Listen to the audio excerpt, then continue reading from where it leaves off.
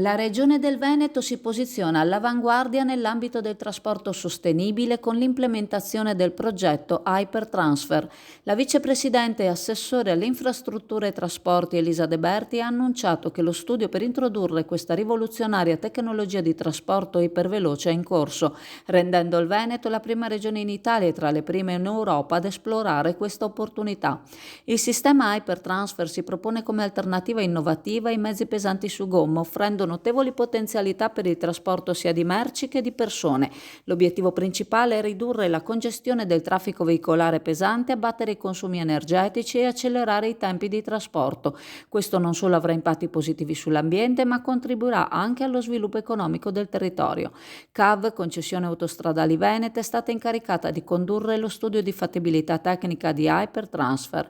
Il sistema a guida vincolata si sviluppa in un ambiente ad attrito limitato e con resistenza aerodinamica controllata, garantendo un basso consumo di energia. Il protocollo d'intesa siglato a marzo 2022 tra il Ministero delle Infrastrutture e dei Trasporti, la Regione del Veneto e CAV ha aperto la strada a questa innovativa iniziativa.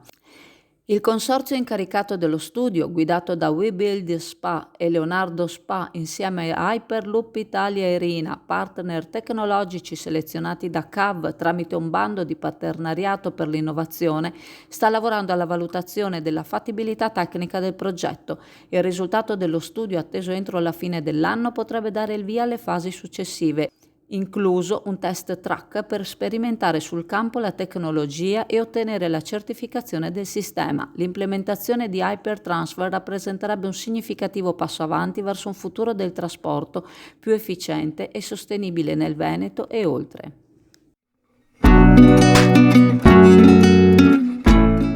Preparati a gustare le specialità tradizionali e le novità esplosive che potrai trovare all'Indiga.